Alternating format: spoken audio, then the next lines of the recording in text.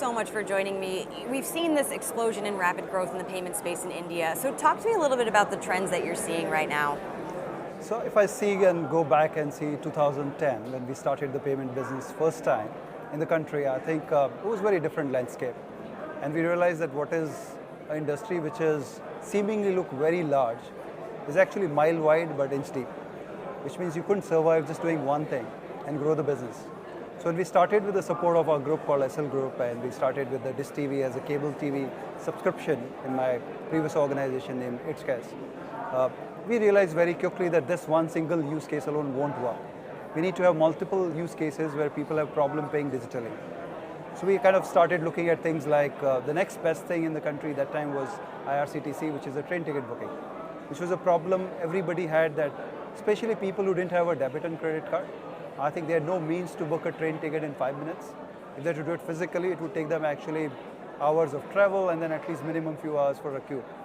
So to make their life convenient, we actually were the first non-bank entity as it's case that time to become a payment option for millions of people who could actually just with a click of button get the same service that a very less 2 to 3% of a population could get using a credit card. And over a period of time, things evolved, and from a use case of travel, cable, to utilities, to kind of microfinance, it had to be multiple things. And what we also realized, again, because of the inch deep and a mile wide, we also realized that you can't be just in a B2C segment. You also need to be in a B2B segment. So we did tons of solution for corporate meal, gift, and multiple kind of a reimbursement solution for employees. So we had to have a combination. And interestingly, when we exited a year and a half back, we were the only company which was profitable in this space, despite catering to the consumer side and not being just a B2B tech player. So while we did it, we had multiple challenges. When we started the business, we were the entity without regulation. So payments, early days, in 2010, the Payment and Settlement Systems Act came for the first time. We were in existing even before that. And very soon we realized that our fate for a business survival and a growth will depend from the regulators' thought process or what they decide for us. So while we were working actively with them, because we were probably a handful of entities that time and we being the largest one at that time, very quickly around the similar years, 2007-8, we had to set up some sort of an industry forum, which evolved into become a Payment Council of India in India, which is almost now 200 plus members from a payment side across the country, all kinds, right from a wallet to a payment networks themselves, to a, let's say, credit company or even a payments bank or a small finance bank today. So we realized that we need to have a voice as an industry, especially if you are a non-bank. And there are some fundamental issues that, because we are not a bank, we are always seen more riskier than everybody else. And it was first time regulators shown a courage to allow a non-bank entity, not even NBFC, which they were already regulating, to allow a license from our regulators. So when we deal with them, everything that comes with a slight apprehension. How will you work? So whether it was KYC, whether it was the CFT rules, whether it was compliance in terms of escrow. So we had to start creating a forum where we could kind of work with government to educate, not government, rather regulator, to educate them as to how does this business works, what are different models, what are the challenges and issues. And when they see a risk in a certain way, we also understand it and work with them. In fact, we had to work with them in a multiple guidelines. We had to work with them even in opening up the market, because when it started in a very narrow scope of only doing payments for a small values. It was only, let's say, some sort of a closed network, which had multiple merchant services, but we were not given access to, let's say, open networks like Visa, MasterCard, RuPay, to become interoperable. So we started that communication dialogues. Thankfully, a year back, finally, after 8 years of battle, the entire non-bank industry of a prepaid segment now today have access to interoperability, which means they can directly issue a product which will get accepted across merchant network, including wherever Visa, MasterCard or RuPay is acceptable. So this is one kind of a big achievement. Some of the common issues that we continue to face with regulator, or not just the regulator, but across the policy when we started. In India today, cash is about 90% plus of a retail transaction in terms of value. It's still the king, whether we like it or not. Thankfully, with demonetization, the government policy helped to increase this 10 to 13%. But unfortunately, again, in last few years, with some of the decisions around Aadhaar and few other things, KYC compulsory by regulator has again taken it back to 10%.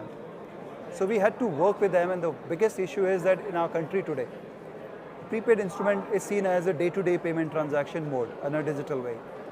But we are directly competing with physical cash, where if I as a consumer allowed to do transaction up to 49,999 without any question asked, versus if you do even 1 rupee with a wallet, that you have to do complete KYC and a diligence process, it becomes very onerous. And a lot of consumers who don't have a bank account or underbanked, which is 80% unfortunately, they are used to cash experience. The experience becomes suddenly that too much of an intrusive, too much of a process, even from a cost perspective, it becomes very onerous. So that's a battle we picked up. We're still working on that challenge. We kind of won part battle on interoperability, which at least for a domestic transactions now, we can do all transactions. We are now working on how does the international remittance also can come on sit on these cards. How can you pay using these prepaid instruments directly for a foreign merchant like you use from your international credit cards? So that's the next battle that we're working on. We're trying to work on an environment where if KYC has to be done, can it happen in a complete paperless in a digital environment, even when Aadhaar is not available? So these are some of the challenges that we are trying to evolve and work from an industry body.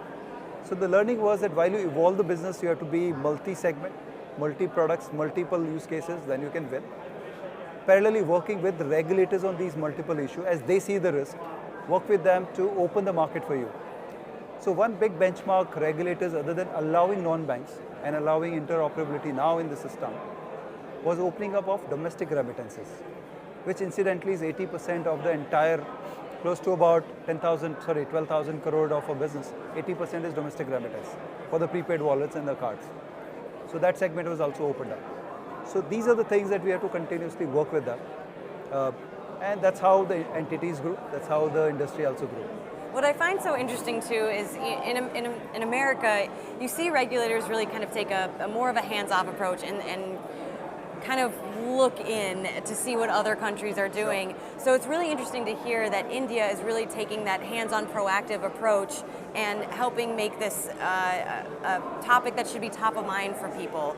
But how does regulation ultimately play a role in helping popularize something like going cashless?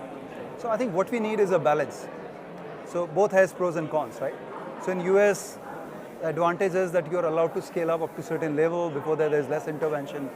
And as you scale up, you can actually withhold or you can sustain some of those, let's say, cost in terms of processes, in terms of, let's say, additional requirement. Because you've achieved a scale, you've achieved the revenues. So you can cater to some of those needs. Yes, you do get some sort of a temporary knee-jerk reaction from a business and investor or regulators, but it gets settled. The challenge in Indian environment is that before you scale, you get loaded with a lot of those compliances.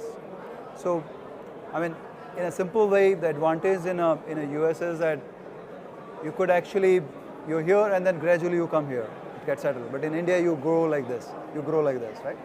The one advantage, however, in India is that all the regulations are centralist based, which means if a regulation from RBI comes, all states it applies to. So we don't have to go state to state. So that's a huge advantage in our country.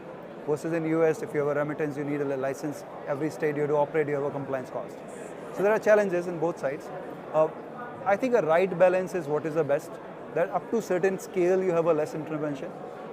Also, we believe that the formats for a prescriptive regulation is to go and is gradually going away. In most of the new developed countries or a fintech kind of a environment, it should be principle based. Why I'm saying so that, for an example, there is one simple prescription of maker and checker in all regulation, which means you need a two different person to request some process and somebody to approve it. Now in a world where the artificial intelligence or a machine learning is happening, now who's the person? There's no person. It's the same machine which is doing both. So how do you apply those rules and the checks which are prescriptive in nature and still be compliant? But just to be compliant while this is happening in technology, to create an artificial warm body to just tick box the regulation. So there are pros and cons. Probably the best way is that identify the risk, regulate the risk, and basis the regulatory risk, your empowerment as an entity in a journey. You may enter as a niche wallet player doing the low value payment transaction. From there become a complete interoperable payment entity doing all kind of payments, global, international, both kind of remittances, in, out, everything. From there, as you grow, you become a payments bank. And from payments bank, probably you move into a small finance bank. So there is a continuous path with as you cross hurdles, as you capitalize yourself more, and eventually you have a path towards becoming a complete scheduled commercial bank. So this becomes a continuous value chain with a converging financial services model. And that's what we're trying to advocate. And how do our regulators and regulatory journey takes that approach? That's what we are trying to work and achieve. And you've obviously had your finger on the pulse in the payment space for a long time now, but what technology has you most excited right now and going into the future? You will actually be surprised that the current context probably is related to the KYC, things like video KYC. But if you ask me, the real issue is still the physical on-ground presence and whatever you can do on-ground to bring people who are still not using digital payments. So till the time you have a physical cash, you will still need touch points which can accept cash and digitize it, and if required, give back the cash till the transition is over.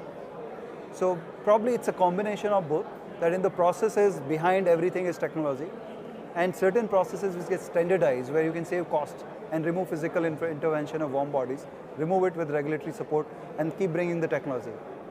Otherwise, if you're looking end-to-end digital environment, I think we are talking about handful of 10% of people who are anyway using debit card, credit cards, net banking, UPI, everything. So if we expand beyond, we need still a hybrid model at this stage. Well, thank you so much for taking a deep dive with me into the payment space, Naveen. Really appreciate your insights. Thank you. From Medici Studio, I'm Shannon Rossick.